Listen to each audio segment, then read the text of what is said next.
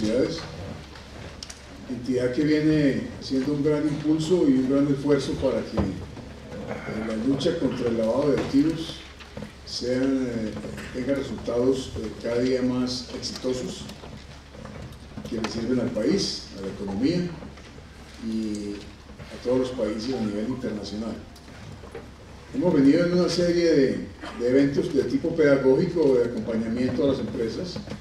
Hoy es uno de ellos y para ello cada vez conseguimos consultores, asesores, personas que conocen mucho el tema, que lo han trabajado, y esperamos que en el día de hoy sea fructífero su estadía aquí. Al final habrá unas preguntas para que le hagan a los expositores y entonces damos comienzo. El programa es el siguiente. La reunión de hoy la denominamos las contrapartes, los reportes y el papel de la guerra. De 9 a 9:30, el doctor Juan Antonio Duque, delegado de Asuntos Económicos y Contables de la Superintendencia de Sociedades. De 9:30 a 10:30, el doctor Carlos Augusto Oviedo Arbeláez les va a hablar del conocimiento de contrapartes en un modelo de gestión de riesgo de lavado de activos y financiación del terrorismo, consultor privado.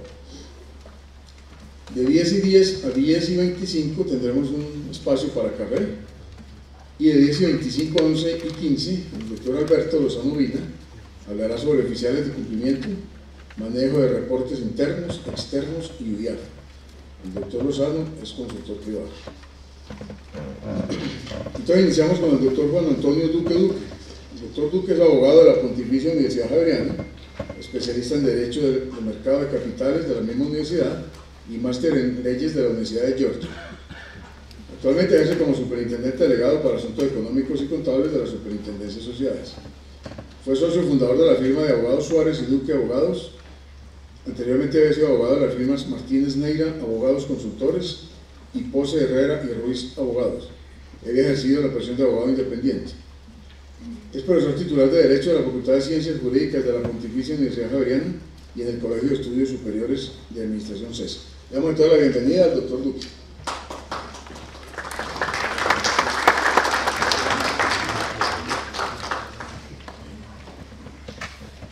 Muy buenos días a todos, bienvenidos al auditorio José Ignacio Narváez de la Superintendencia de Sociedades. No sé si algunos de ustedes ya tuvieron la oportunidad de estar aquí en este ciclo de conferencias con nosotros. Si no han tenido la oportunidad, pues bienvenidos. Esperamos que, como dijo José Eusebio, esta jornada sea muy provechosa, porque el objetivo de la Superintendencia ha sido, en los últimos 2 años, acompañar de cerca a las compañías supervisadas en el proceso de implementación y puesta en marcha de estos sistemas de gestión. Como ustedes bien lo saben, porque al ser destinatarios de nuestra circular, expedimos en el año 2014, a mediados del 2014, lo que era la circular 100.005 del 2014, que posteriormente fue recogida en el capítulo 10º de la circular básica jurídica que expidió la Superintendencia en julio del año pasado. Entonces, actualmente la norma que está regulando la obligación de implementar este modelo de gestión y prevención del riesgo de lavado de activos está regulado en el capítulo 10º de lo que es la circular básica jurídica, circular 100.03 del 2015. En la mañana de hoy, en esta media horita, les voy a hacer unas breves reflexiones sobre el contenido de la circular, lo que busca la circular y lo que pretendemos sea el sistema de prevención de riesgo que se ha implementado en cada una de las compañías que ustedes representan en el día de hoy. La circular expedida originalmente en el año 2014 y después recogida en el 2015 tiene como fundamento las funciones de supervisión que tiene la Superintendencia de Sociedades. Básicamente lo previsto en la Ley 222, lo previsto en la Ley 526 del 99 que creó la UIAF y desarrolló todo este modelo de inteligencia financiera, y lo previsto finalmente en la Ley 1474 del 2011, que es el Estatuto Anticorrupción. Esas 3 normas fundamentales son las que dan pie para que la Superintendencia tenga las facultades de impulsar la gestión y administración del riesgo al interior de las compañías supervisadas. ¿Qué busca fundamentalmente esa circular? La circular tiene dos objetivos claves. Por un lado, establecer la necesidad y la obligación de ciertos supervisados, no todos nuestros vigilados, de implementar y poner en marcha un sistema de prevención del riesgo, para lo cual establece unos parámetros de cómo debe implementarse ese sistema, de cómo debe funcionar, de cómo debe aplicarse. Y por otro lado, el otro gran tema que regula es el sistema de reportes por parte de las compañías a la UIAF como autoridad de inteligencia del Estado. Establece los parámetros para diseñar y poner en marcha ese sistema, y lo que prevé la circular es que sea al interior de la compañía en donde se diseñe el propio mecanismo, de acuerdo con los riesgos propios de la compañía, de acuerdo con la operación propia de la compañía, sea la administración la que identifique esos riesgos, identifique las actividades que son vulnerables a ser permeadas por el lavado de activos y la financiación del terrorismo, y se logren diseñar mecanismos para prevenir que esto suceda. Adicionalmente, otro tema grande que toca la circular es la recomendación de prevenir y diseñar mecanismos para que ciertas operaciones sean controladas, como por ejemplo el manejo de efectivo, en aquellas operaciones donde hay un alto manejo de efectivo, que es tal vez la actividad que más se presta para el desarrollo de actividades de lavado, pues sea regulada y sea debidamente identificado. Y finalmente, otro tercer gran capítulo que tiene, además de diseñarlo internamente de acuerdo con los propios riesgos de la compañía, reglamentar ciertas operaciones que se presten para el lavado, el otro gran capítulo importante que tiene la circular es el de la debida diligencia de las contrapartes, conocer con quiénes se está desarrollando ciertas operaciones contractuales o comerciales para evitar que la compañía o el ente sea utilizado como instrumento para lavar recursos ilegales. Con este marco general, y que vamos a ir aterrizando a lo largo de la charla un poco más en detalle, quiero evidenciarles o mostrarles a ustedes quiénes son los destinatarios de esta circular. En el año 2014, cuando se expidió la circular, se previó que tal vez lo más conveniente era iniciar todo este proceso de prevención del riesgo con las compañías más grandes del país, de manera que se fijó, pensamos que con buen criterio en su momento, un umbral de 160.000 salarios mínimos de ingresos brutos anuales, para que fueran las compañías que lo cumplieran quienes estuvieran obligadas a implementar ese sistema, siendo sociedades que estuvieran bajo vigilancia de la Superintendencia de Sociedades. La vigilancia es un universo de aproximadamente 7.000 compañías, y de esas 7.000 compañías, las que cumplieran con el umbral de los 160.000 salarios mínimos en ingresos, nos daba un resultado de aproximadamente 850, 900 compañías. Entonces, si me permiten la expresión, utilizamos esas compañías más grandes, tal vez las que tenían inversión extranjera, tal vez las que tenían mayor músculo financiero, como ratón de laboratorio, y que esto no salga de estas cuatro paredes, como ratón de laboratorio en este experimento de cómo iba a ser el proceso de implementación de los sistemas de gestión. Y digo que con buen criterio porque habría sido muy difícil iniciar con este proceso en compañías de mediano o pequeño tamaño. Pensábamos, y así ha sido, digamos, evidenciado, que las compañías grandes, normalmente multinacionales o normalmente con inversión extranjera, pues ya tenían cierta experiencia en manejos de prevención de riesgos y en materia de compliance, porque provenían digamos que estaban implementadas ya con sistemas que provenían de sus casas matrices o del exterior, de manera que platanizar y colombianizar esos sistemas pues era bastante más fácil. Además eran las compañías que probablemente tenían mayor músculo financiero, eran las compañías que estaban en mejor capacidad para resistir digamos, este primer paso en el que está empeñado no solo la Superintendencia de Sociedades, sino todo el Estado colombiano, porque esto es una política de Estado, la lucha contra este flagelo y la prevención del riesgo, pues es una política de Estado. De manera que iniciamos con esas compañías y los resultados de estos 2 años de proceso pues han sido fantásticos, han sido mucho mejor de lo esperado, y ya vamos a ver algunas cifras de cómo nos ha ido en ese proceso. Algo curioso que trae la circular, y pues que más que curioso era necesario, es la indicación o la sugerencia de que para las compañías que no están obligadas a establecer o implementar un sistema de estos, lo utilizaran como una buena práctica, consideraran que implementar un sistema de prevención del riesgo era una buena práctica que les va a evitar y les va a ahorrar pues demasiados riesgos, entre ellos el riesgo legal, los riesgos penales y fundamentalmente los riesgos operacionales y más que todo reputacionales que estas circunstancias conllevan. La norma original previó que el sistema se fuera implementando en un plazo máximo de 12 meses, desde el momento en que se cumpliera con el umbral, con los ingresos de los 160.000 salarios mínimos.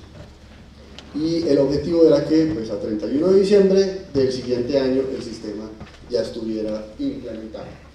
De manera que para la primera aplicación tuvimos en cuenta los estados financieros a 31 de diciembre del 2013, para que a 31 de diciembre de 2014 esa primera colada, ese primer grupo de compañías que estaban sujetos a la circular, pues tuvieran el sistema implementado correctamente.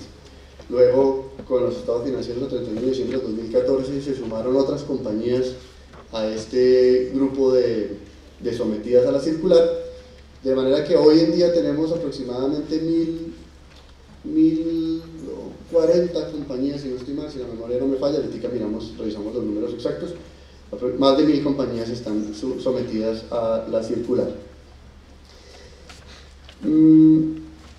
La superintendencia no quiso entrar en este proceso sancionando indiscriminadamente a las compañías.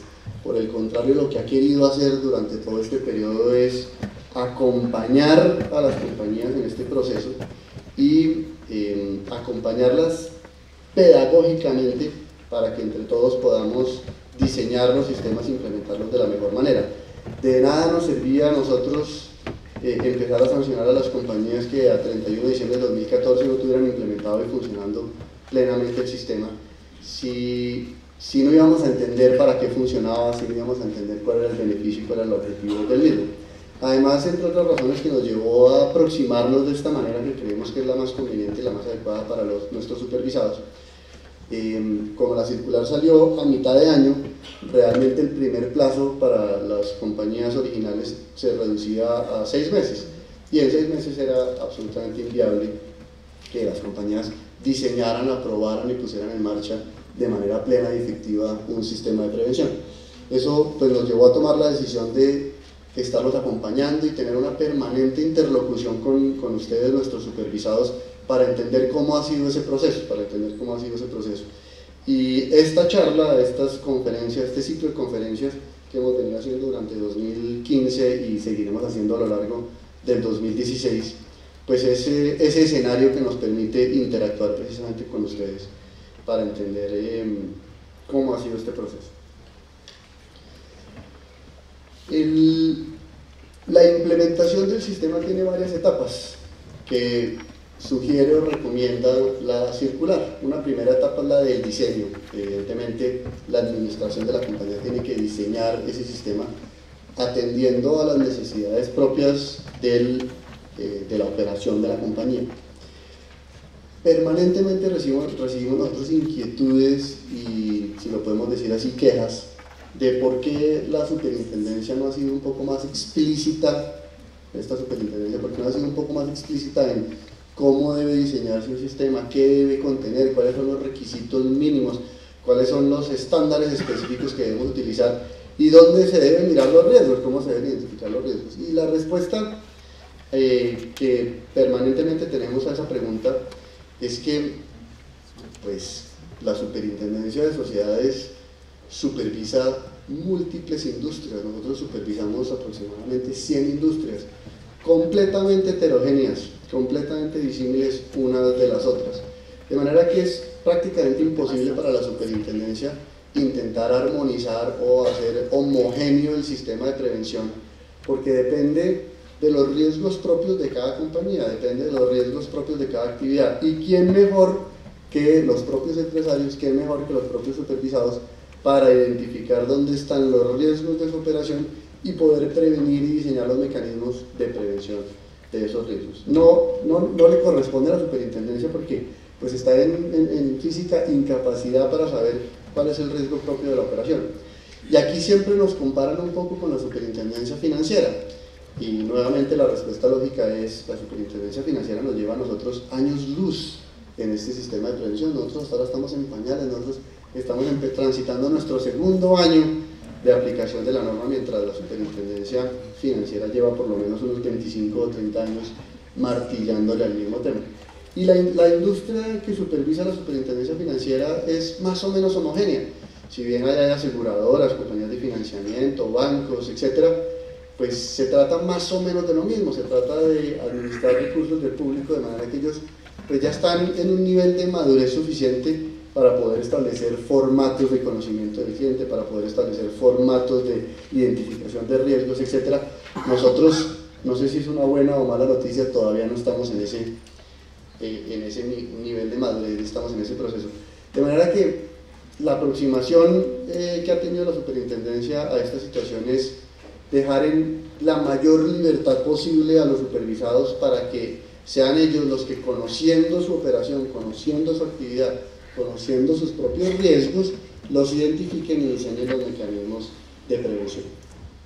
Luego de que se ha hecho este mapa de riesgos, de que se han identificado las fuentes que pueden generar que la compañía sea utilizada como instrumento para lavar dinero, ese diseño de esa política o de ese sistema de prevención y gestión del riesgo debe ser aprobado por bien sea la junta directiva o el máximo órgano social, dependiendo de la estructura de la compañía.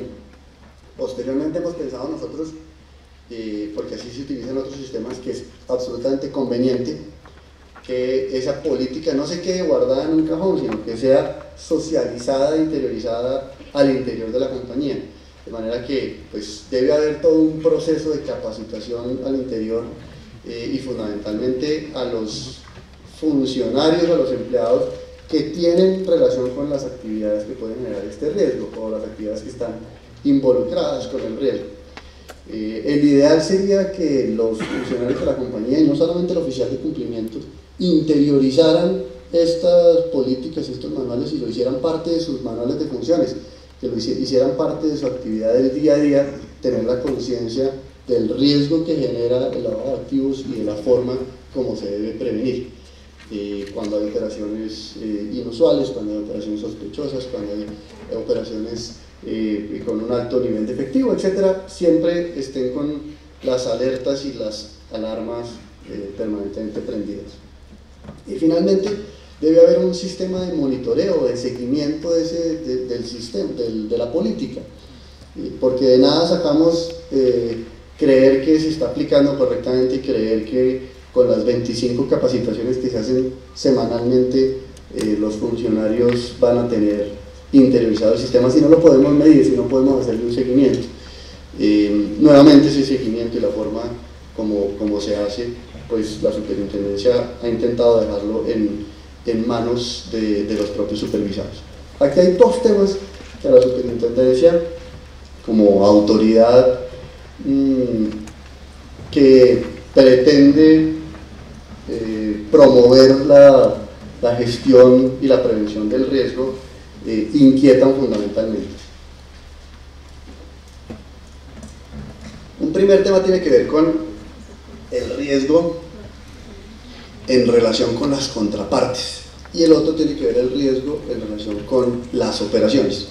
Ya nos decía el doctor José Eusebio que a continuación nos va a presentar el doctor Carlos Oviedo una charla sobre el conocimiento de las contrapartes, cómo se deben conocer las contrapartes.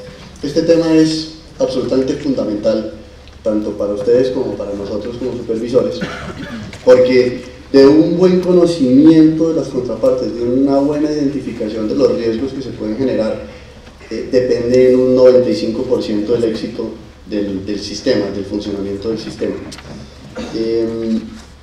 Nuevamente, aquí también nos preguntan, ¿por qué la Superintendencia de Sociedades no tiene unos formatos que nos diga a nosotros cómo tenemos que conocer a nuestras contrapartes? ¿Cómo hacemos para saber si un cliente es aceptable o no es aceptable, si un proveedor es aceptable o no es aceptable, si un socio es aceptable o no es aceptable, si un empleado es aceptable o no es aceptable? Y la respuesta de ¿cuál es? No sabemos. Depende de la operación propia, de las características propias de cada compañía. No es lo mismo para una compañía como El Éxito, por ejemplo, como Jumbo, hacer el conocimiento de sus clientes que para una compañía como ExxonMobil, que es petrolera.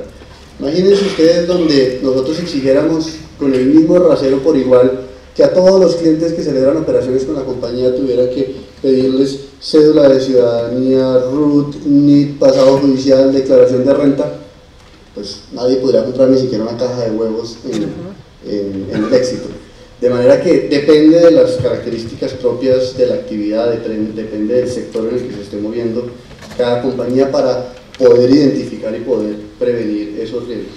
Y aquí lo que hacemos énfasis nosotros permanentemente es párele bolas fundamentalmente a las operaciones que son inusuales, y por operaciones inusuales nosotros definimos aquellas que se salen de los parámetros normales de la conducta ordinaria de la compañía, que se salen de los parámetros normales de la operación diaria del negocio, a diferencia de las operaciones sospechosas, sobre las que vamos a hablar a continuación, que son aquellas que, siendo inusuales, no pueden ser justificadas. Las inusuales pueden salirse del giro ordinario de los negocios, pero pueden tener alguna razonabilidad, pueden ser justificadas, de manera que no son objeto de reporte, porque no es algo que genere incertidumbre sobre su origen o su naturaleza. Las sospechosas sí, las sospechosas se salen de objeto de un escrutinio un poco más detallado y no simplemente dejarlas pasar por alto, lo mismo que operaciones que sean a precios por fuera de lo común, excesivos o excesivamente altos o excesivamente bajos a los precios del mercado, también deben levantar alarmas y también deben levantar sospechas. Un segundo gran capítulo de la circular es el relacionado con los reportes a la UIAF.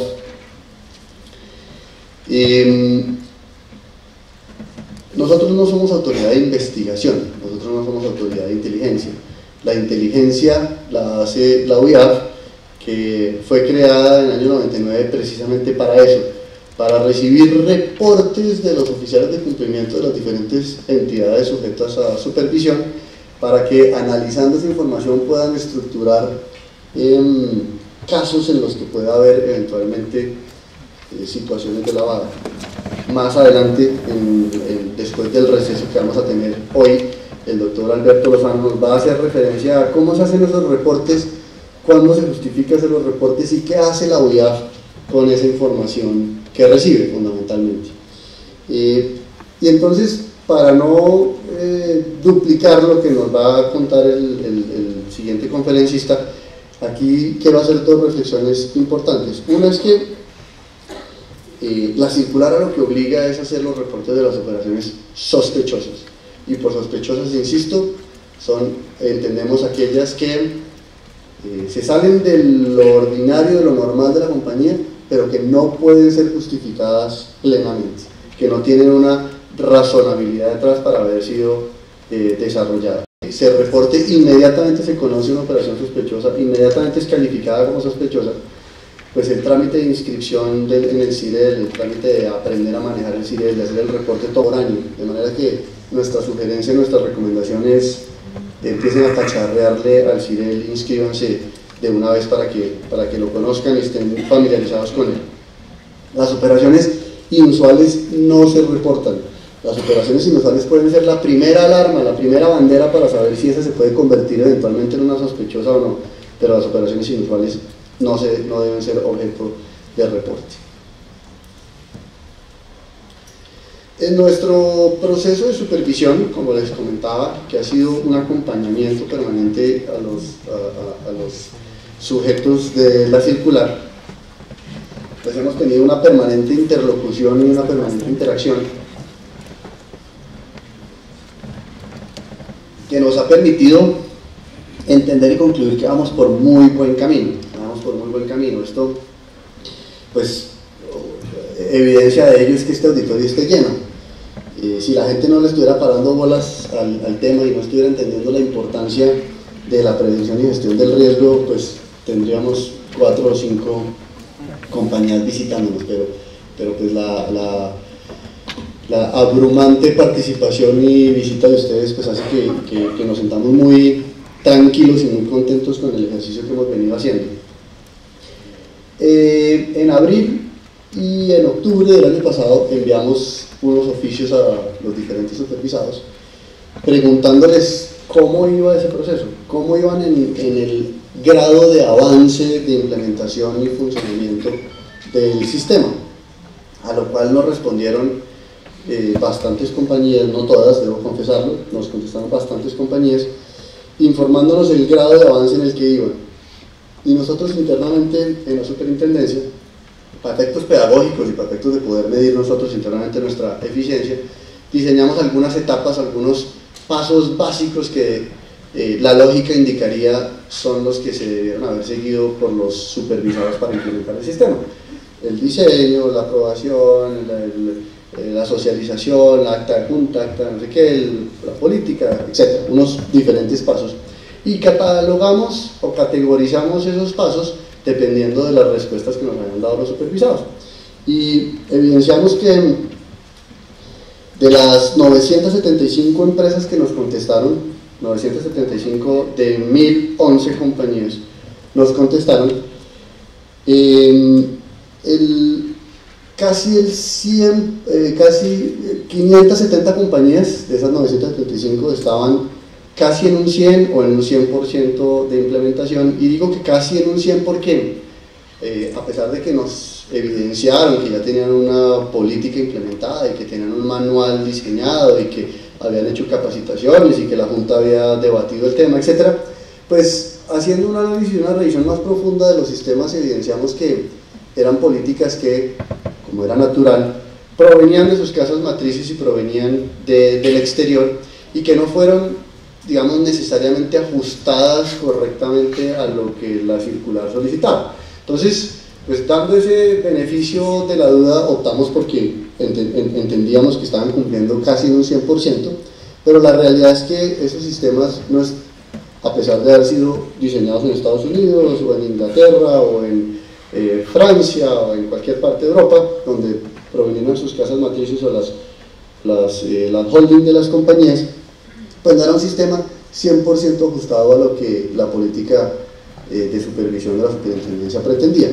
Entonces, mi recomendación, aprovechando este punto, es: vale la pena que revisemos esos manuales y los ajustemos a la luz de las normas colombianas, porque un manual diseñado en Estados Unidos o un manual diseñado en Inglaterra, por más bien diseñado que esté, probablemente no se ajusta a la realidad colombiana, probablemente no se ajusta a la actividad del mercado colombiano, que es lo que principalmente queremos nosotros que se identifiquen los riesgos de la operación en este mercado, que es un mercado, digamos que sui generis, y es un mercado distinto a lo que puede suceder en otras jurisdicciones o en otras latitudes.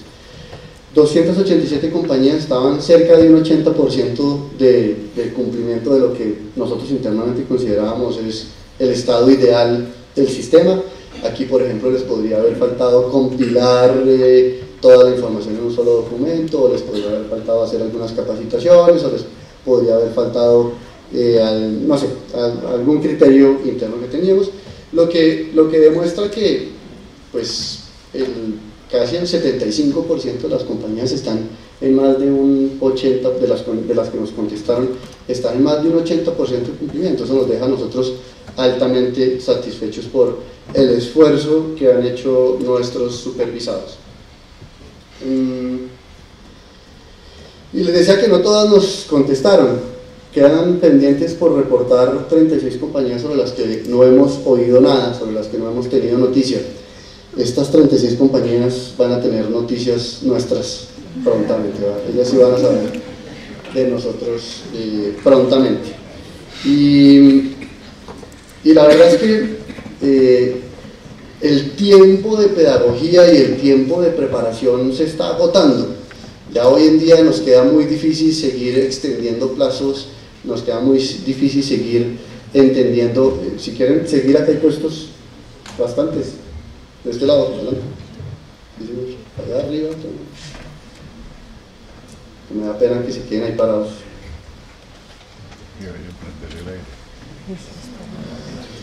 Ya es muy difícil para nosotros seguir pretendiendo extender el periodo de capacitación y el periodo de pedagogía, que aun cuando lo vamos a seguir haciendo durante el tiempo que sea necesario para seguir interactuando con nuestros supervisados, llega un momento donde hay que empezar a actuar y hay que empezar a poner en cintura a las compañías que no se han tomado en serio este proceso.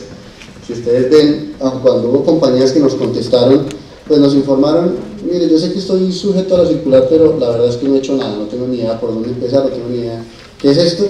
Pues bienvenidos, vengan, oigan, capacitémonos y empecemos a trabajar, porque pues no es explicable que después de 3 años sigamos en el 0% de avance. De manera que vamos a iniciar nuestros procesos ya, digámoslo así, sancionatorios contra por lo menos estas 36 compañías que no nos contestaron, de las que no hemos tenido noticia alguna, y pues recibirán prontamente un pliego de cargos por parte nuestra para que nos rindan las explicaciones de por qué no hemos sabido de ellas, independientemente de si han avanzado o no han avanzado, por qué no nos han reportado información. Ya para no demorarlos más, porque me tomé 5 minutos adicionales, quisiera comentarles hacia dónde vamos, cuál es el siguiente paso. Por una parte, vamos a seguir adoptando las recomendaciones del GAFI, las 40 recomendaciones del GAFI, que son como nuestro faro a seguir, que son como los criterios que guían la actuación de la superintendencia en lo que sea aplicable a la superintendencia, evidentemente. Y entre esas, digamos que derivado de esa política de seguir ajustándonos a las 40 recomendaciones del GAFI, ha surgido la necesidad de ajustar la circular. Para eso estamos preparando ya un proyecto que tenemos casi listo, en donde prevemos hacer varios ajustes. Un primer ajuste es ampliar el universo de compañías sometidas a la circular. Yo les contaba inicialmente que cuando se diseñó la circular, el criterio con el que dispusimos quienes estaban sujetas era el criterio dimensional. El tamaño de la compañía era lo que determinaba si estaban sujetas o no, independientemente del sector al que pertenecieran. Pues el GAFI siempre ha hecho mucho énfasis en que se deben supervisar unos sectores que son más vulnerables que otros a ser contagiados con el riesgo de lavado de activos.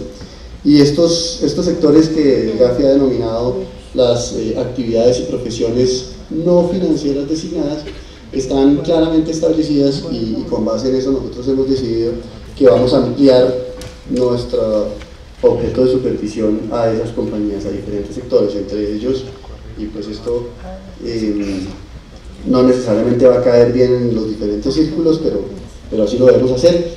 Entre esos sectores está la comercialización de vehículos, dentro de esos sectores está la minería, dentro de esos sectores está la actividad inmobiliaria, tanto como construcción como intermediación.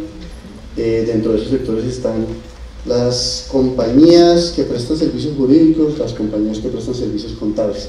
De manera que aquí vamos a tener pues un espectro más amplio de actividades que vamos a tener que supervisar, pero evidentemente no lo vamos a hacer con todas. no lo vamos a hacer con todas. También aquí va a aplicar un criterio dimensional.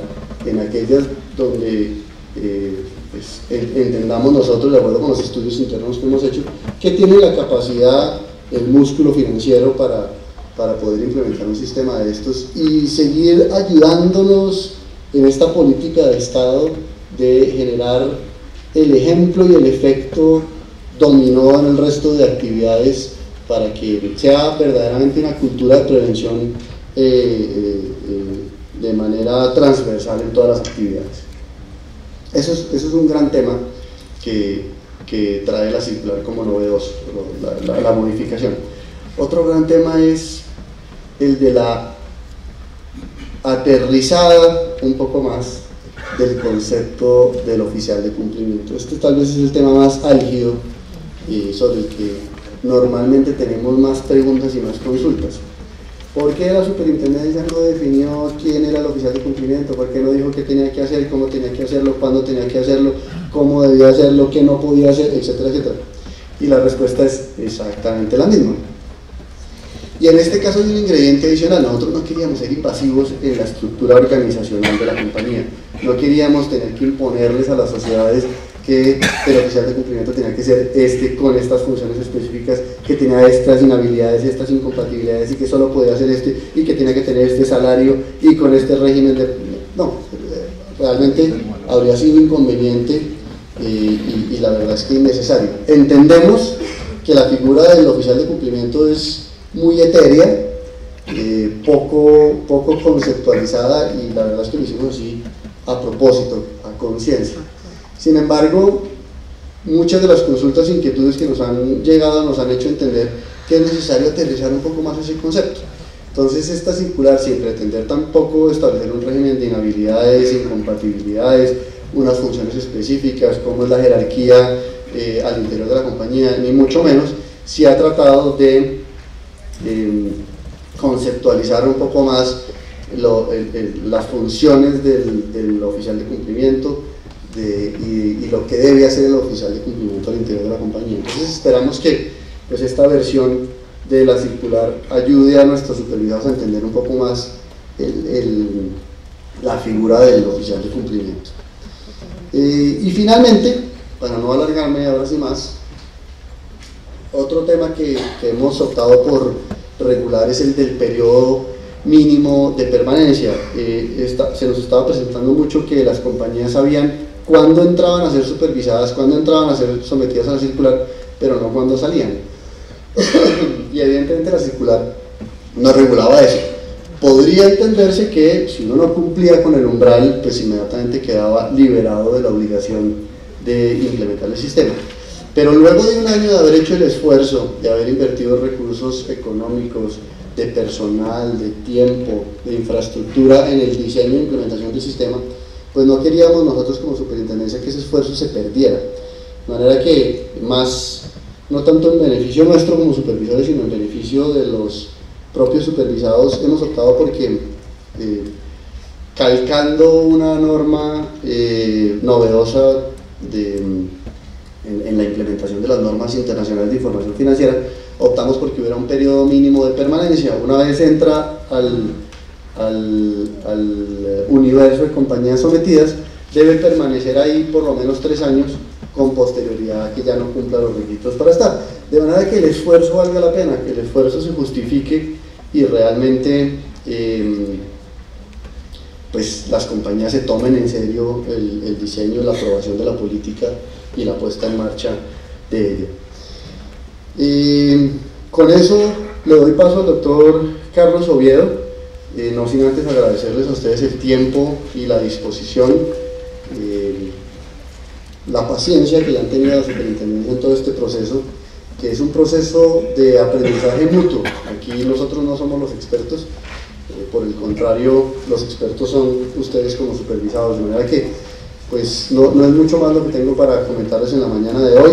Quería hacer un paneo general sobre lo que es nuestra circular de prevención y gestión del lavado de activos, y le doy entonces la bienvenida al doctor Carlos, luego de que el doctor José Sergio lo presente. Muchas gracias a ustedes y feliz mañana, y Ahorita nos veremos más tarde en la ronda de preguntas.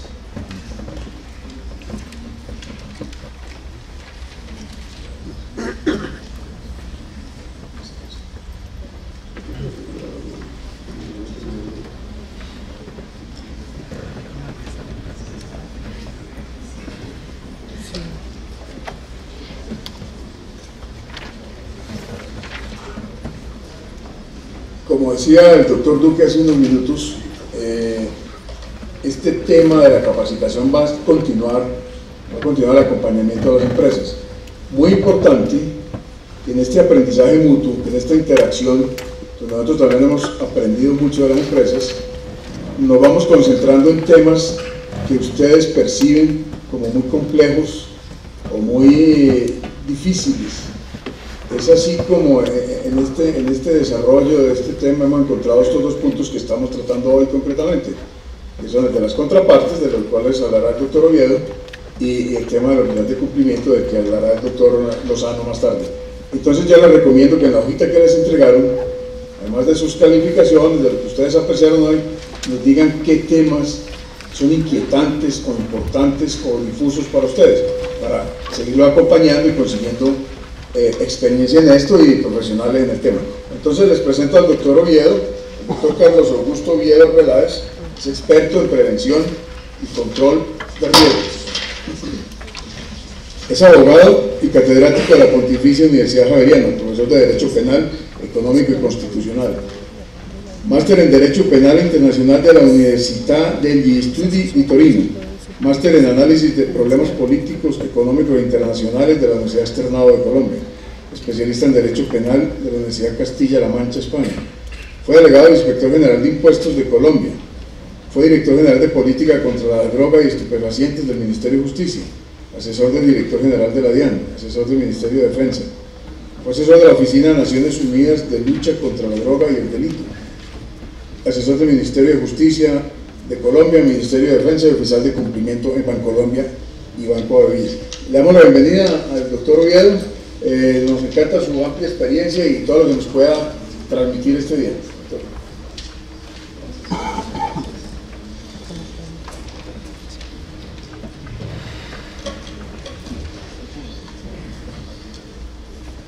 Sea la ocasión para agradecer de manera muy especial al doctor Juan Antonio Duque, a José Eusebio y a su equipo de trabajo esta invitación que me va a permitir dirigirme a ustedes durante unos 40-45 minutos hablando del tema de riesgo de lavado de activos y financiación del terrorismo. En esta ocasión analizándolo desde la perspectiva de lo que yo he denominado es el ABC de la prevención de lavado de activos, y es los aspectos y componentes más prácticos que se pueden desarrollar cuando se monta un sistema o se implementa un sistema de autocontrol y gestión de riesgos de lavado de activos. Esta conferencia entonces la hacemos dentro de este marco de cooperación, la Superintendencia de Sociedades Lidera hacia el sector, y el objetivo es hablar acerca del conocimiento de contrapartes. Y aquí una expresión de perogrullo. En el año de 1993, hace unos 23 años, quizá 22 años, vamos para 23 años, se dieron las primeras normas antilavado en Colombia, pero el tema venía trabajándose con antelación. Y en todos los documentos el ABC era: conozca a su cliente. Cuando usted va a hacer un negocio, conozca con quién va a negociar. Cuando usted va a llevar a alguien a su casa, lleve a alguien que no le vaya a robar los cubiertos, que no le vaya a robar la rejilla, que no le vaya a robar los CDs. El mensaje, bastante coloquial y simple, partía de la premisa que en materia de prevención de lavado de activos, uno debería escoger a quién invita a hacer negocios, quién es su contraparte negocial, quién es la contraparte contractual, con quién desarrollo mi operación, mi objeto social de mi empresa. Y naturalmente quiero ser socio, quiero ser inversionista, quiero tener empleados de los que me pueda sentir orgulloso, no solamente porque son competentes profesionalmente, sino porque son personas honorables que comparten los altos estándares éticos y de negocios que han de regir la relación en este mundo de negocios en la que ustedes son protagonistas, son agentes económicos en este país. y a nivel internacional. Entonces, fíjense que sí vamos a hablar del ABC y sí vamos a hablar de lo más práctico y sencillo que hay cuando hablamos de la gestión de riesgo de lavado de activos o lavado de dinero, como lo llaman en otros lugares. Y aquí esa letra CFT, financiación de terrorismo, no es un añadido o una calificación adicional, sino que tiene una implicación que deberíamos mirar con más atención cuando hablamos de nuestras contrapartes, porque sin duda ahí estamos hablando que queremos hacer negocios con personas que no van a atentar contra la seguridad nuestra, ni la seguridad de nuestro país, la seguridad de nuestras empresas. El terrorismo no es ajeno a la realidad nacional, la violencia no ha sido ajena a la realidad nacional.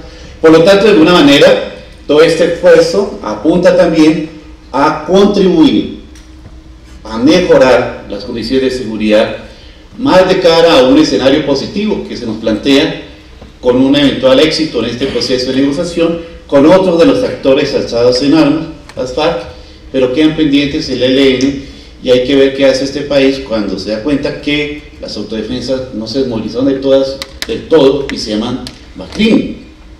Y ellas requieren recursos financieros para actuar, ellas requieren dinero para actuar y requieren de empresas en las cuales puedan lavar sus finanzas o manejar sus recursos o disimilar la manera como están desarrollando, como moviendo la riqueza acumulada con su actuar demencial. Para nadie es un secreto que de lograrse poner fin a estos 50, 60 años de barbarie con nuestros grupos alzados en armas, estamos hablando que se ha movilizado una organización que puede tener ideales políticos, que quiere reinsertarse en la sociedad y se le va a dar una plena acogida, pero sus recursos financieros, que son muchos, sobre ese tema hay un interrogante y qué podría pasar con ellos. Hasta ahora han dicho que no tienen cómo reparar a las víctimas, ahora han dicho que no tienen cómo apoyar en este tema de conflictos. La sociedad ha sido paciente, la sociedad los va a recibir con los brazos abiertos. La idea es que también ellos sean conscientes que con el daño, con los recursos que obtuvieron, compensen algo los daños. Y esto simplemente lo menciono porque cuando hablo de contrapartes es a ellos a quienes nos dirigimos. Es decir, con quienes hacemos negocios. En el mundo real encontramos empresarios honorables y honestos como los aquí presentes, pero también habrán muchos empresarios deshonestos que querrán hacer negocios para disimular sus fortunas. Y el tercer elemento de contraparte que quiero resaltar, y es el ABC de la prevención del lavado de activos, es el dinero proveniente de la corrupción. Y como estamos hablando de la lucha contra la corrupción en un país que tiene en este momento un duro déficit fiscal, en parte de la caída de los precios internacionales del petróleo, pues también es cierto que hay que hacer uso eficiente de los recursos. Se han expedido importantes normas en lucha contra la corrupción, pero la corrupción sigue rampante y campante. Y ellos, los corruptos, requieren canalizar sus recursos. ¿A dónde? A través de las empresas. ¿En dónde? A través de muchos negocios que puedan disimular o dar apariencia de legalidad a los capitales ilícitos, y eso es lavado de activos. Por lo tanto, hablar de conocimiento de la contraparte es hablar del ABC de la prevención del lavado de activos. Luego estamos hablando de algo que es una amenaza real en el mundo de los negocios. Muchas empresas a nivel nacional e internacional han sido impactadas, o bien porque organizaciones criminales han hecho uso indebido de ellas, sin su conocimiento y sin su consentimiento, han hecho uso indebido de ellas, o bien porque las mismas organizaciones criminales se interesan por montar empresas de fachada, sociedades de papel, que le permiten canalizar recursos de espurio origen, de ilícita procedencia. Esto causa preocupación en el mercado y menciono de manera particular la banca. Y si me dirijo a las superintendencias de sociedades y que, digamos, por su alcance no tiene vigilancia sobre el tema financiero, eso lo hace la superintendencia financiera, sí quiero mencionar que el sector real encuentra en la banca un socio necesario para el desarrollo de sus negocios. La banca no maneja los billetes porque sí, es el canal a través del cual el sector real mueve sus recursos, es el canal natural a través del cual se mueven los capitales y sea reflejo del mundo de lo que ustedes hacen como negocio. Por consiguiente, deben tener en cuenta que el sistema financiero, como bien lo mencionó el doctor Juan Antonio Duque, ha tenido un mayor desarrollo en materia de prevención de activos, están pendientes de lo que hace el sector real y están complacidos con el esfuerzo que lidera la superintendencia de sociedades, porque esto le permite también generar un clima de transparencia y seguridad general en una economía que tanto lo necesita. debemos volver a creer. Debemos volver a creer con quién hacemos negocios. Debemos volver a creer en la seriedad de los negocios. Y esa es la importancia del conocimiento de la contraparte. El impacto, lo ha mencionado el doctor Duque varias veces, operativo, reputacional y legal, me sirve de antemano para decir, ¿por qué un riesgo operativo? El conocimiento de la contraparte basa en buen éxito. El éxito de los negocios es en cuánto conozco de quién es mi contracara de negocio. Si la contracara del negocio es la persona que tengo al frente, una persona honorable, yo voy a estar tranquilo. Si la persona que está del otro lado de la baranda, de la empresa, de la oficina, hace negocio y le vendo yo bienes o le vendo servicios y esta persona no es confiable, voy a perder negocios. Porque aunque yo preste el servicio o venda el bien, no está seguro el retorno de mi dinero. Por lo tanto, lo que estoy diciendo es no solamente el ABC del conocimiento del manejo del riesgo, del abatido, sino el ABC de los negocios, y ustedes son expertos en el negocio y saben de lo que estamos hablando. Entonces, el riesgo operativo es que se pide que por autocontrol y de acuerdo a las características de cada negocio establezca, digamos, una especie de carpeta de cliente en tanto y cuanto el negocio lo necesite o lo permita. No los negocios masivos, no esos de venta al detalle. No me imagino yo al señor de, qué sé yo, alguno de estos hipermercados pidiendo toda esa información cuando vende champú. No, estamos hablando de ciertas empresas que por su magnitud de negocio, por la necesidad de conocer y hacer seguimiento, además para sus propios fines comerciales, le va a ser útil tener documentado quién es su contraparte y tenerlo documentado de saber quién es, qué hace. Vamos a detallar un poco más eso. Riesgo reputacional es clarísimo. Si no conozco con quién me junto, voy a tener problemas. Mi madre decía con mucha sabiduría que dime con quién anda y te diré quién eres. Y en esto estamos hablando de riesgo de contraparte. De otra parte, tenemos el tema del impacto legal por las consecuencias que se derivan, obviamente, de no hacer una buena selección de quién es mi socio, quién es mi accionista, quién es mi comprador o quién es mi proveedor. Son cosas bastante prácticas porque eso termina afectándonos a todos. Por eso quiero resaltar que la oportuna expedición de esta circular por parte de la superintendencia y las luces que nos arroja justamente nos contribuyen a tener una protección y defensa. O sea, puede usted mirar de dos maneras: cargas administrativas y operativas, o dos, como lo veo yo y espero que se lo compartan, y la manera de ser más seguro y más defendido nuestro negocio, hacerlo más transparente. Las normas antilavado a veces se utilizan para otros propósitos malsanos, y voy a hacer aquí una especie de denuncia. He visto en muchos sectores que para desacreditar a un competidor, entonces antes era más fácil, se ofendía diciéndole eres ateo, ¿no? Después eres, qué sé yo, denigrando de su condición personal o de su condición orientación sexual. Hoy lo desacredita diciendo él es lavador de activos. No hay fundamento, pero le daña la imagen y el nombre. Entonces, ¿por qué menciono esto?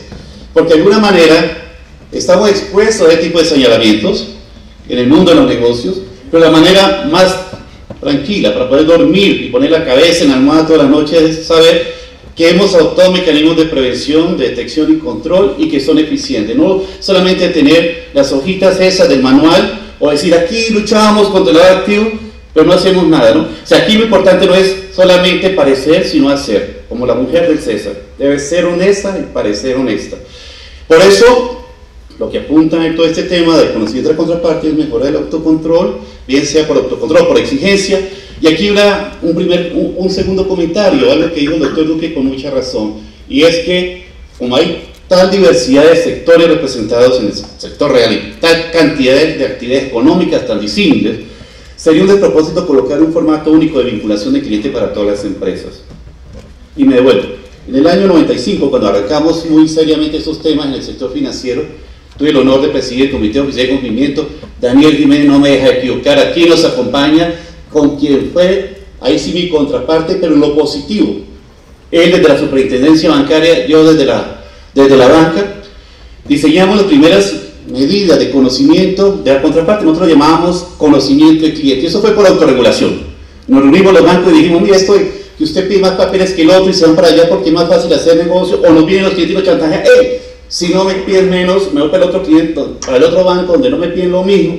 Digo, este cuentico se acabó. Contamos con el apoyo valioso de la superintendencia en ese momento y lo que dijimos fue por autorregulación, nosotros sacamos normas de mínimos y diseñamos los formularios que muy bien después la superintendencia con buen tino volvió la resolución en aquel entonces 61 del año de 1995. La memoria es la facultad de olvidar, doctor Daniel, y usted ha hecho mucho por este país. Por eso quiero mencionar también cómo hoy las modernas recomendaciones del GAFI, digo modernas porque son actualizadas en el año 2012, apuntan a darle más contenido a esto de la contraparte.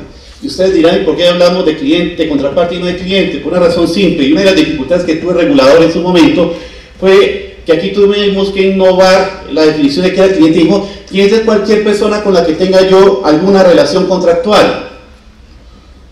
Y entonces se nos salían diciendo, bueno, porque viene a pagar un servicio, no es cliente sino usuario. Bueno, entonces tuvimos que decir, conozca a su cliente, controle y vigile al usuario. Entonces, cada vez decimos, y el accionista, pero el accionista no es un cliente. Entonces, con cierto sentido práctico, se llama contraparte. Contraparte es toda aquella otra persona distinta a mi empresa con la que interactúo, con la que tengo una relación de negocios, porque es mi inversionista, porque es mi proveedor, porque le vendo. Eso es muy simple. Desde entenderlo de esa manera, pasamos de conozca a su cliente a conozca a su contraparte. Y esa es como la manera simple que tengo para explicar esto. Ahora, en este modelo de enfoque de riesgo, hay clientes de mayor riesgo que hay que conocerlos un poquito más. ¿Qué tema es no hacer negocio? No es que se prohíba hacer negocio con personas, no. Hay ciertos clientes con los cuales, o hay una regla restrictiva donde dice, mire, estos ya están documentados como auxiliadores de narcotráfico. Señor, usted puede hacer negocio, puede meter un lío. Mejor no haga negocio. Por eso es la importancia de las listas restrictivas que ayudan al conocimiento de la contraparte. 2, pueden hacer todos los negocios que quieran, incluso con ese señor mala persona del otro lado. Mala persona, no estoy diciendo malandro, no, estoy diciendo una mala persona de temperamento difícil y osco. Pero tomen la molestia de conocerlo, de pronto puede ser un partner de negocio a largo plazo. Pero eso sí, documéntelo bien. Documéntelo, conózcalo, identifícalo, verifique la información, no trague entero. Cuarta recomendación, no tragar entero. Y esto de los lavadores es muy fácil, yo lo veo tan fácil que la contraparte, cuando es un lavador, es un mentiroso. Porque el lavador va a decir, hey, soy corrupto y quiero traer millones de dinero. No, él va a pasar por un empresario. Ese inversionista que quiere financiar mi proyecto no me va a decir, venga que yo acabo de saltar qué sé yo, qué compañía. No, me va a decir otras cosas. Es un mentiroso. Y como los mentirosos, decía la madre con cierta sabiduría popular, quinto refrán práctico del conocimiento de contraparte, decían, cae más rápido un mentiroso que un cojo. ¿Y cómo hace uno para que caiga un mentiroso? Las madres saben la respuesta. ¿Cierto? Ustedes como madres saben perfectamente. ¿Y qué es? Haga preguntas y preguntas inteligentes, porque la única manera de llevar a alguien a un traspié cuando es un mentiroso es preguntarle, y hágale preguntas de distinta manera y entre las contradicciones. Y eso es un truco fácil del conocimiento de la contraparte. Por eso, a los que tienen digamos que uno puede tener más desconfianza, pues amplíe los esfuerzos de conocer a ese cliente, y aquellos que son, hombre, mi amigo por el que crecí, que lo he visto hacer su capital y demás, pues este me deja dormir tranquilo, no voy a estarle fastidiando la existencia. Pues digamos, a mayores riesgos, mayores controles, menores riesgos, controles simplificados. Eso es lo que dice esa diapositiva. Todo esto exige acción. Las 40 recomendaciones de GAFI que aparecen citadas en la circular de la superintendencia es un documento como este. Realmente son apenas 10 o 20 páginas de este libro. Lo demás son las notas interpretativas. Y como aquí está en la recomendación 10, el conocimiento de contraparte, voy a mencionarlo y citarlo más de una vez para poder hacer uso de estos estándares internacionales. Los lineamientos que la superintendencia, nos referimos a ellos.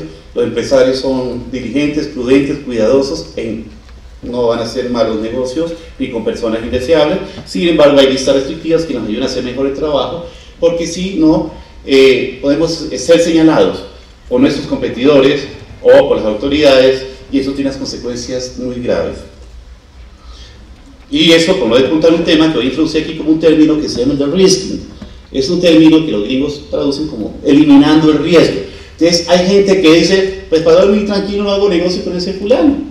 Bueno, eso es inteligente desde el punto empresarial cuando se hace uno a uno, es torpe cuando se hace de manera masiva y sectorial. Me explico.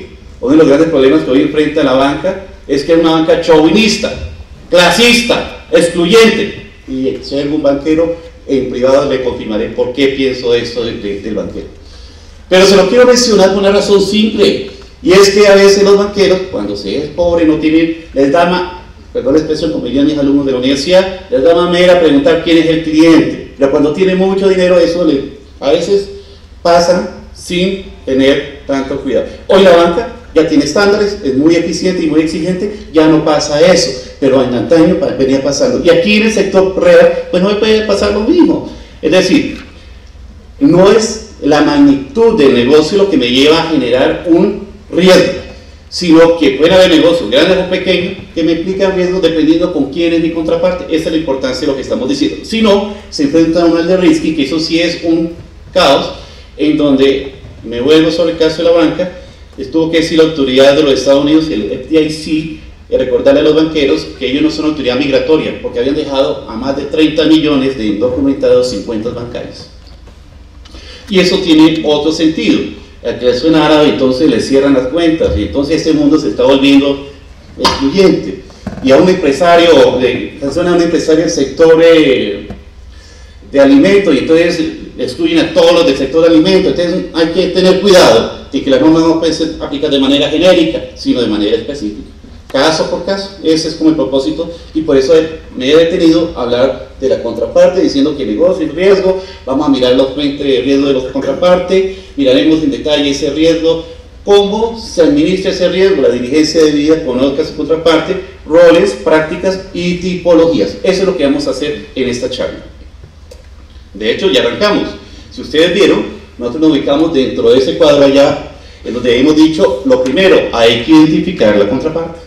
Analice a su contraparte, ejerza controles, tenga cuidado con los activos y mire cómo puede desarrollar un buen negocio dentro del manejo eficiente del riesgo que representa. Un ejemplo simple, no me voy a ir a muchos casos, voy a citar algunos casos puntuales. Una de las modalidades de lavado de activos que se ha detectado y se ha mantenido tiene que ver con lo que alguna vez se denominó el BMPE, que es el Black Market Business Chain. ¿Qué es lo que significa eso?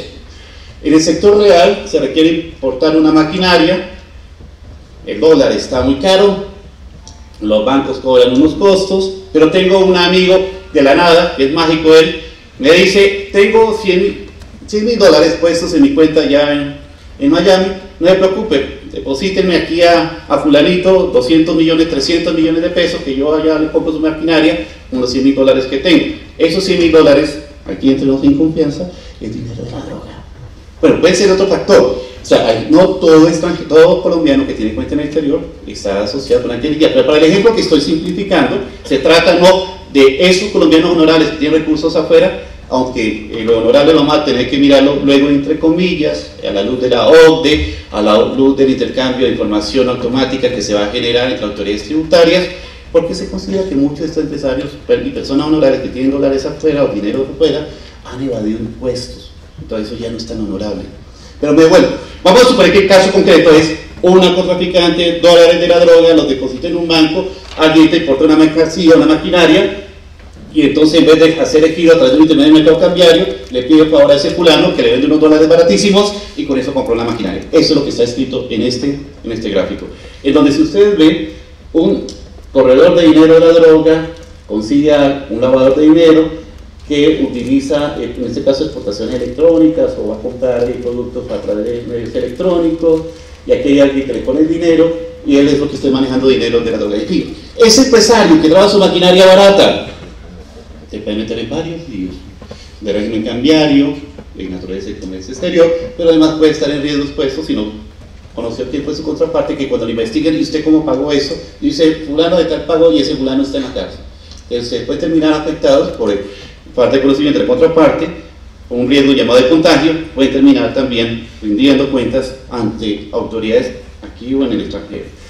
El mundo de negocios es de riesgo y solo los valientes empresarios han podido hacer dinero porque han hecho y han asumido riesgos. Lo que estoy diciendo es que en un escenario con el que vivimos nosotros, Colombia, tan variado y tan disperso, hay mucho riesgo. Pero esos riesgos no nos inhiben a hacer negocios, nos alientan a hacer negocios. Y nos alientan a hacer negocios porque, como nosotros, hay mucha gente honorable y gente buena que quiere negociar con nosotros. Entonces, el riesgo ahí es equivocarse en la escogencia de quién es su contraparte negociar. Por consiguiente, hay que adoptar medidas prudenciales, como aparece en nuestra imagen allí, para detener que, como un castillo de naipes, en este caso de ficha de dominó, pueda generar sanciones o consecuencias para nuestras instituciones. Simple, lo que he dicho es, todo negocio tiene riesgo, no hay riesgo cero, no existe. Incluso si usted queda en su casita y no quiere salir de su casa, se puede caer si pisa el jabón de la bañera y se rompe la cabeza. Bueno, cosa simple, todo el mundo actual es un mundo de riesgo. Si usted sale a la calle, pueden atropellarlo, en fin. Como todo en negocio, y las empresas y los empresarios asumen riesgo, el tema es, hay que convivir con estos riesgos, llamamos riesgos inherentes a la naturaleza de la operación, pero que se pueden disminuir, reducir o mitigar si se adoptan adecuados controles. Y es aquí donde yo los invito, con los controles de lo que denominamos debida diligencia y reconocimiento de la contraparte.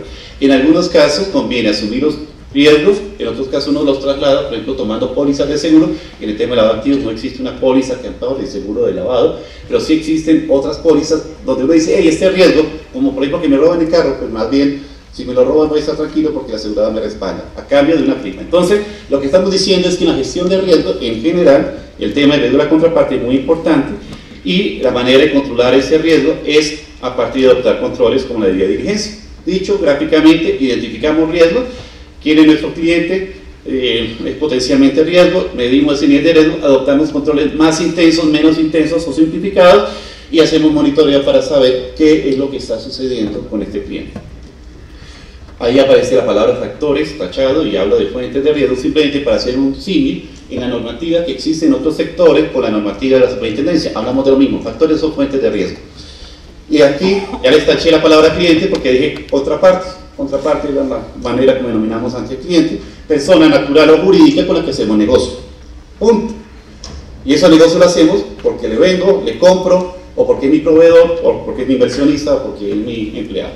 Por eso en el cuadro final aparecen clientes, accionistas, socios, empleados, y es a ellos a quienes nos vamos a referir en esta sesión. No así, no profundizaré en el tema de canales de distribución y de los productos, pero mencionaré que contraparte y jurisdicciones territoriales sí tienen algo que ver. Y es que hay personas que se ubican en ciertos sectores, en ciertas, digamos, regiones, que son más riesgosas. Zonas de frontera, por ejemplo, sin que eso sea una macartización de la zona de frontera. De las zonas de frontera hay zonas de frontera que son muy activas, son muy complejas. Algunas son calientes. Entonces, las personas que habitan en ese sector no quiere decir que sean delincuentes, pero hay algunos que hacen cosas de delincuentes. Por ejemplo, el contrabando de gasolina, el contrabando de alimentos, por ejemplo, de Venezuela hacia Colombia es un problema, porque está dejando desabastecido un pueblo que está con necesidades como Venezuela. Por consiguiente, todo este tipo de cosas lo que dice es, el riesgo de contraparte también va asociado con el tema geográfico, en el sentido en que pueden haber mayores o menores riesgos según la ubicación. Si mi cliente está ubicado en una zona donde venden repuestos de carros de segunda, bueno, repuestos de segunda para carros, eso es un negocio muy cercano a la ilegalidad. Entonces ese es un contraparte de mayor riesgo. Si usted hace negocios con él, pues tendrá la posibilidad de verse afectado, contagiado, incomodado por esa mala compañía. Dicho eso, el riesgo de contraparte, ¿qué es? Es la posibilidad, es la probabilidad, es la posibilidad de perder algo derivado de una mala selección, una mala vinculación o una falta de cuidado en la relación que se establece en el mundo de los negocios. Fácil. Como eso es fácil, entonces, ¿cómo nos afecta? Desde el punto de vista operativo, no solamente por el lavado de activos, sino también porque corremos el riesgo de no poder recuperar nuestro dinero, perder nuestra inversión, tener problemas que después cuestan mucho, en fin, todo eso hay que decir que hay que tener un plan de riesgos para que eviten los factores de riesgo, esos factores azarosos, se implementen medidas como la debida diligencia, en este caso, la debida diligencia sobre la contraparte, que es conozca a su cliente, tenga cuidado con las personas políticamente expuestas, mire sus proveedores, conozca bien quiénes son sus socios, sus inversionistas y cómo escoge a sus empleados. ¿Vamos? Ahí estamos en este momento con esos puntos que vamos a desarrollar rápidamente. La debida diligencia nos permite tener control sobre muchos factores de manejo de la empresa. No podemos dejar todo al azar, no debemos jugar a los dados, pero debemos tener un ojo vigilante para que nuestro dinero quede asegurado y podamos nosotros ser cada vez más exitosos en el mundo del negocio. Yo tengo una tesis, y es que la ética vende. Y creo que las personas éticas les va mejor a largo plazo que los que no lo son. Así los que hagan trampa lleguen más rápido, pero no llegan más lejos. Transparencia y confianza es la palabra que subyace en todo este tema del control antilavado. El autocontrol parte de un actuar prudente y muy responsable del empresariado que hace ajustes a su propio riesgo acorde a la actividad económica y las formas como que comercializa y vende sus servicios. Esto, que parece bastante sencillo, es el ABC de la debida diligencia de lo que se espera. Nada exótico nos supone entonces tener normas antilavado. Mayor riesgo, mayor control; menor riesgo, medidas simplificadas; riesgo controlado, exenciones. Lo dijimos, pero vamos a detallarlo.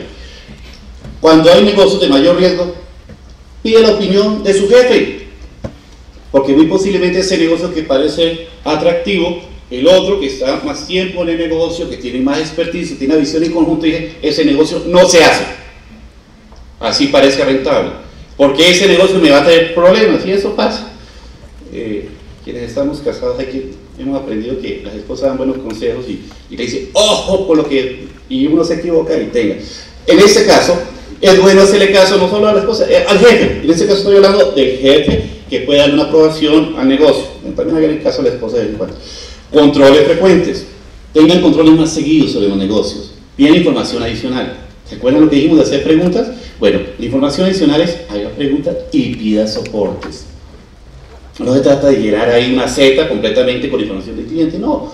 Pero cuando ustedes tengan eso que las señoras antes decían: tengo un pálpito, algo no me deja dormir tranquila, y resulta que ese pálpito se documenta y santo remedio, mejor que el Valium. En casos hasta romper vínculos comerciales cuando sea necesario. Esa es la medida más grave, o digamos, no una medida grave, sino una medida extrema, cuando uno no está tranquilo con la contraparte. Ojo, aquí no estoy hablando de romper con la señora, eso no. Al menor riesgo, medidas simplificadas. Las medidas simplificadas tienen que ver con que, como el ejemplo que puse, en productos masivos, que no se requiere ni siquiera adelantar, eso están exentos. Por eso digo, es un riesgo controlado, eso no tiene que pedirle conocimiento a la contraparte. Pero hay negocios en donde es bueno documentar y no pedir tanto. La compra y venta de un carro es un negocio muy simple, es un negocio sencillo. Pero me preocuparía cuando viene ese señor a comprarme en efectivo una Toyota 4 puertas y dice: eso no pasa. Sí pasa, sigue pasando, hoy sigue pasando. Entonces, con lo que hemos dicho, la debida diligencia parece bastante simple. ¿Cómo enfrentamos esa serie de contraparte? ¿Cómo nosotros, cuando asesoramos a nuestros clientes, decimos qué debe hacer para manejar este riesgo? Puro y simple. Nosotros tenemos una cosa muy práctica, y es: acorde a su negocio, le decimos, le perfilamos a los clientes, le perfilamos qué requisitos debe documentar, y eso es una cosa que no parece nada del otro mundo. Utilizamos buscadores especializados, fuentes de datos. Vamos a lo que se llama Deep Blue en internet, que es una internet paralela, donde miramos información que subyace de tiempos más antiguos. Usted cuando entra en internet le muestra lo más reciente, ¿verdad? Nosotros vamos a un poquito más allá, más profundo. Minería de datos. Esto es la versión soñada para una empresa grande. Para una empresa pequeña, y yo puedo decir que hay un mecanismo mucho más simple, que es la debida diligencia. Y esa debida diligencia nosotros la llevamos de conocimiento del cliente con cosas muy prácticas. ¿Qué es lo que hacemos? ¿Quién es nuestra contraparte? Conozca a su cliente. Su cliente es quien compra o le vende, digamos, una relación comercial con la que usted interactúa, bienes y servicios. Mínimo. ¿Sabe cómo se llama? No me la moleste. Es que uno no hace un negocio, por lo menos se presenta uno, y tome nota con quien está haciendo negocio. Identifíquelo. Se llama popularmente, pero mire que sí es, y no que está suplantando a otro. Documéntelo, verifíquelo. Le dio la referencia, porque era útil tener referencia más para hacer nuevos negocios. Tome la molestia de 2 minutos de hacer una llamada de estilo comercial, no de estilo Gestapo, ¿no? Ustedes no van a preguntar allá, pues, quién es el señor, no, sino, hey, hemos recibido unos datos en donde nos dicen que usted ha establecido comercio o negocio con este señor, potencialmente puede ser usted también cliente nuestro, queremos que nos informe un poco sobre tal cosa. Siendo muy respetuoso, muy sensible, eso es una buena manera, una buena estrategia de hacer nuevos negocios. Entonces, saber quién es, también es saber qué hace, cuál es su actividad económica. José Luis Pérez tenía una canción que era ¿y cómo es él? ¿No? Aquí es, y el cliente, ¿qué es lo que hace? ¿Cuál es el secreto? ¿De dónde saca su dinero para hacer negocios conmigo? O dos, ¿puedo confiar en él? Porque él es una persona que tiene una actividad económica lícita. Y eso lo hacemos porque lo que él produce va a ser con lo que nos va a pagar. Si tiene dinero sucio, nos va a pagar cochinadas. Debe ser mejor hacer negocio con personas que son transparentes como nosotros. Porque la fuente de su inversión.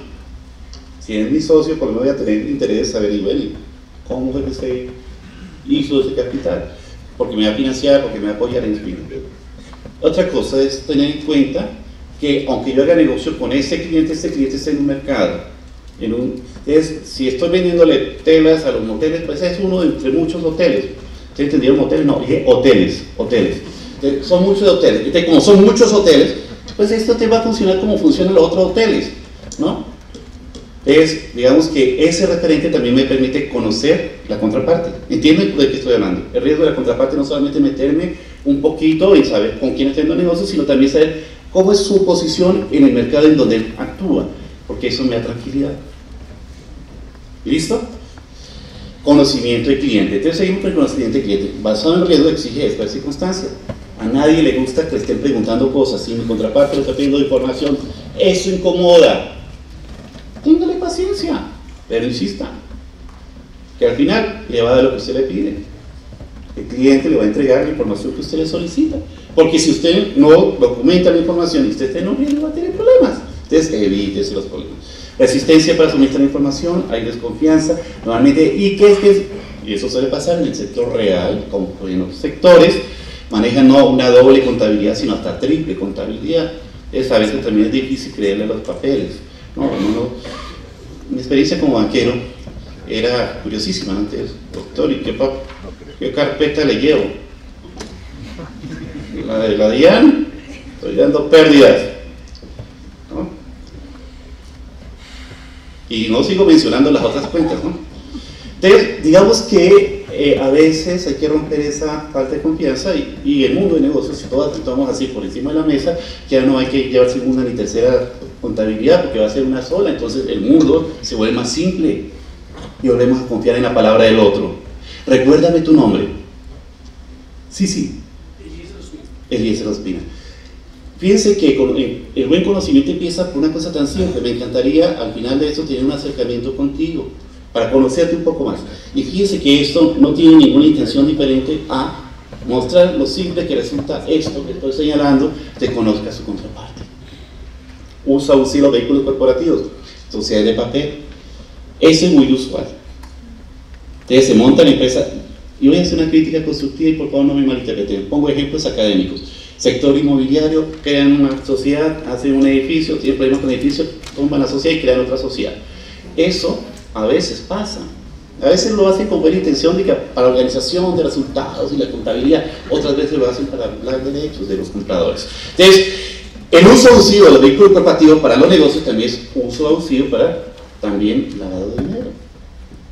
No en el caso que acabo de mencionar de las inmobiliarias, voy a mencionar otros casos en donde aparece, y ustedes se acuerdan el respaldo que tuvo la DIAN, por ocasión, como asesor de la DIAN, he tenido ocasión de conocer mucho estos temas, en donde montaron sociedad de papel para devolución de IVA. Ustedes entienden perfectamente lo que digo de uso de vehículo. Sociedad offshore, ese es otro tema.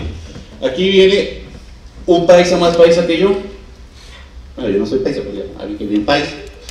Pero trae una sociedad de las Islas Vírgenes Británicas. Dice que eso es inversión británica aquí en Colombia. Se volvió un vehículo, digamos, una situación muy recurrente y el conocimiento de la contraparte se dificulta, y yo creo que Alberto va a facilitar mucho de esto que vamos a mencionar más adelante, la importancia de estas señales que estamos diciendo, señales de alerta que vienen del conocimiento del cliente, de la contraparte. Entonces, a veces eso es mejor que mirar los papeles de la sociedad británica y conocer a ese país a alguien querido. Invitarlo a tomar un café, que ese, creo que él, como dueño final, va a ser el beneficiario final del negocio. Creo que voy a detenerme un poquito más a conocer a mi amigo paisa que a la sociedad británica. Digo cosas muy simples, pero yo sé que estos pequeños tips llegan mucho más fácilmente al convencimiento y a su conocimiento que largarme en explicaciones conceptuales. Hay un problema en el autocontrol, y es que el autocontrol, y lo dice aquí, la recomendación 10, conozca a su cliente, debida diligencia, cuando de repente nos dice, y conozca el beneficiario final. ¿Y quién es el beneficiario final? Sobre todo en las sociedades, en las personas jurídicas, que además detrás de la persona jurídica hay otra persona jurídica, y detrás de esa persona jurídica hay una sociedad por allá extranjera. Pero todos saben que el hombre que estoy mencionando es mi amigo. Por consiguiente, la dificultad que hay es que ¿quién es el beneficiario final? El beneficiario final, en términos simples, es el hombre que está atrás, que sabe de las galletas del mundo, que sabe que maneja el billete. Él es el hombre que se beneficia con el negocio, con el actual de esa sociedad. De riesgo, en contraparte, nuevamente insisto, no es solamente documentar con papelitos esas cosas, sino tener certeza quién es el que realmente se lucra con el actuar de los negocios, con el que está actuando, con el que está trabajando en contraparte mía. ¿Sí? Ahora, beneficiario final, ¿quién es? ¿El que tiene el 100% de la sociedad? No, porque no hay, digamos, la sociedad unipersonal no son las grandes corporaciones. El que tiene el 20%, el que tiene el 10%, el 5%, eso lo definen ustedes. Nosotros tenemos unas ideas muy concretas de cómo desarrollar eso, pero de acuerdo a la complejidad del negocio llegamos a ese nivel de detalle para saber quién es el beneficiario final y tratar de no quedarnos con un beneficiario anónimo o mucho menos desconocido. Eso es como jugar con la ruleta rusa. Hacer negocios con quien uno conoce. Ahora, en el mundo real, en el mundo de los negocios, es más frecuente hacer negocios con quien uno no conoce. Pero eso tiene controles. Fíjese usted, en el comercio internacional todo el tiempo uno hace negocios con alguien que está en el otro lado del océano y uno no ha tenido sino trato impersonal, vía telefónica, vía mail. Yo aquí me refiero a que a eso también lo voy a documentar. Cuando yo estoy exportando flores, quiero saber quién es el que me compra la flor y me intereso por pedir información, así no sea la posibilidad de estar frecuentando una relación comercial, pero a mí me interesa porque él representa el 20% de la facturación, o el 10%, o el 5% de mi facturación. Y hay algo que el área comercial a veces choca en el tema de control, porque dice, es que yo le doy lealtad a mi cliente o guardar confidencialidad de mi cliente. No, la lealtad suya es con la empresa. Señor gerente, la lealtad suya es con los inversionistas. Señor inversionista, la lealtad suya es con sus socios. Tenemos que cuidarnos la espalda. Para que volvamos a ser confiados, necesitamos cuidarnos todos juntos. ¿Mi compromiso es con quién? Con la legalidad. Simple.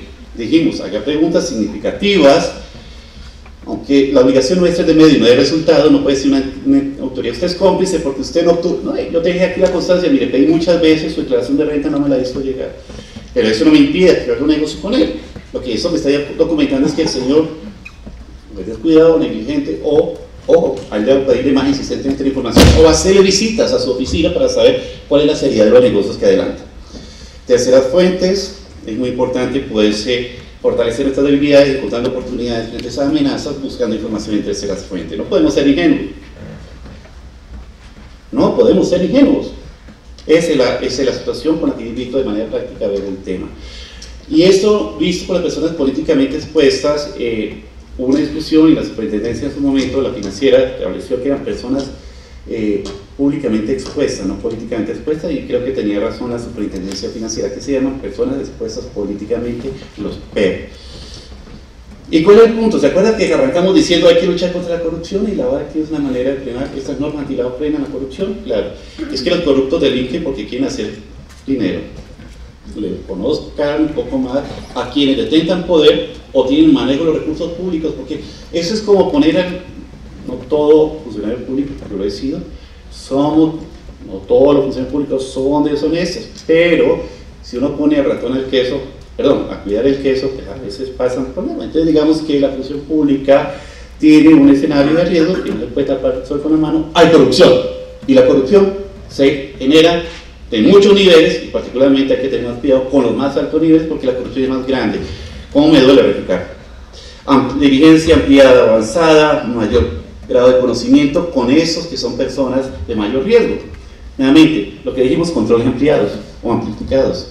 ¿Por qué? Porque son más cercanos y susceptibles a actos de corrupción. En este caso, ¿cómo mejoramos el control? Nuevamente, dígale a su jefe, este cliente me genera un mayor riesgo, no estoy desconfiando de él. ¿Usted qué opina? ¿Hacemos negocio o no hacemos negocio? ¿O qué más le pedimos de información para que usted y yo podamos dormir tranquilos? Conocimiento de los proveedores es la otra contraparte. Como autocontrol, para evitar un riesgo de contagio, hay que hacer una debida diligencia. Básico, que mi contraparte me venda productos legales, que no sean piratas, que no sean robados, que no sean que atenten contra la salud pública, que no sean de contrabando.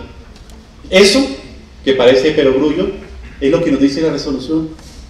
Ya esta circular que estamos mencionando, perdón, estamos hablando de que esto no lo saqué yo de instrumento internacional, eso es lo que dice nuestra resolución. Es decir, no están dando pautas simples, queremos estar creciendo en el negocio con personas que comparten valores éticos y empresariales como los que tenemos aquí, los aquí presentes.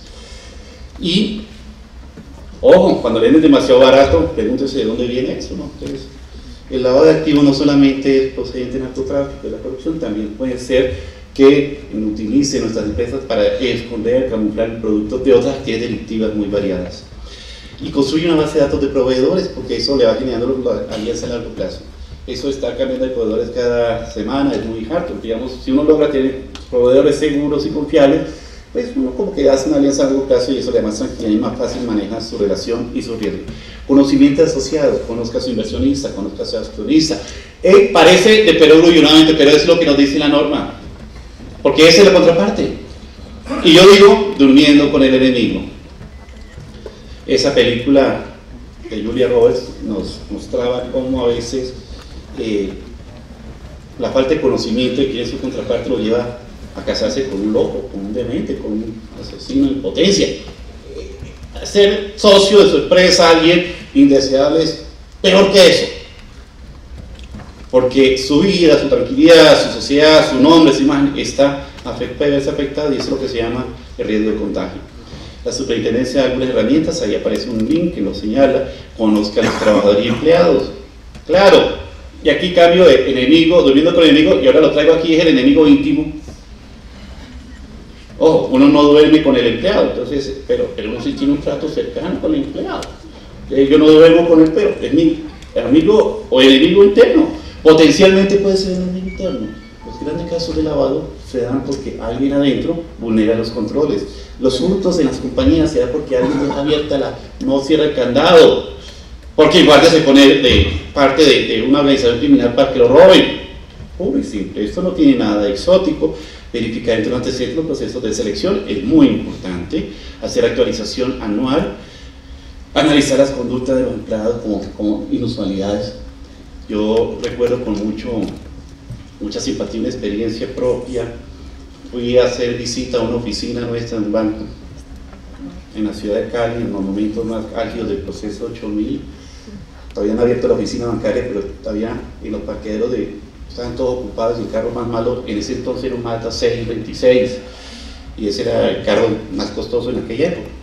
Pues bien, ese es el carro de los empleados del banco.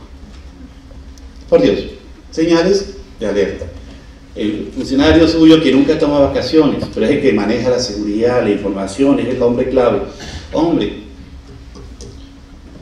no le une el derecho vacacional porque el momento en que se vaya va a tener serios problemas. Y el estilo de vida que no va con su nivel, viaja cada 15 días a Miami y no está dedicado al comercio y tiene un salario, digamos, moderado. A no ser que tenga una novia rica que lo lleve de paseo, hay dificultades. Muchas medidas para disminuir el riesgo de contraparte. Debida diligencia es entonces identificando la contraparte negociar, incluso por aquellos que no requieren presencia física, consulten listas restrictivas, miren quién más lo conoce, interésense por conocer quién es el beneficiario final de su operación, y cuando manejan mucho de dinero en efectivo, o le pagan a ustedes con efectivo, te pregunte si es que el negocio que él hace es hacer billetes, porque las empresas y el efectivo son muy pocas las que lo utilizan, digamos, son son sectores muy específicos, las cadenas de supermercados, la gasolinera, pero hoy en día cada vez menos porque se paga con tarjeta de débito la mayor parte del tiempo. Y me han dicho, por ahí José Eusebio me decía que los moteles también manejan mucho efectivo. ¿Por qué era José Eusebio? Ah, porque no recibían tarjetas de crédito. Ok, no, si las reciben, me dijeron por ahí la otra amigo también.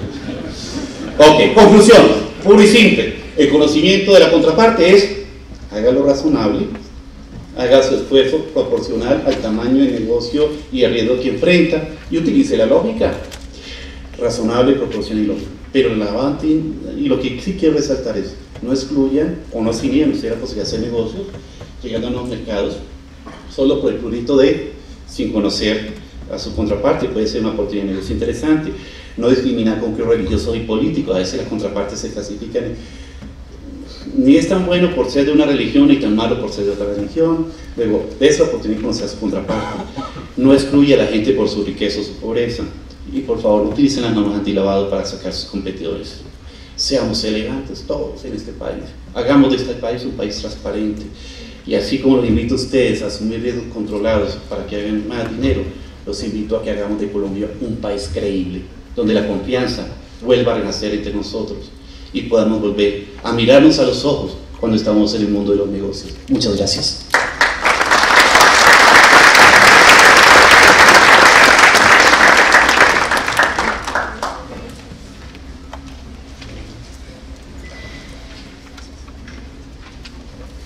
Pues, entonces los invitamos a un café, unos 15 minuticos, y regresamos a escuchar al doctor Alberto Lozano, quien nos hablará básicamente de oficiales de cumplimiento y toda esta temática de reportes.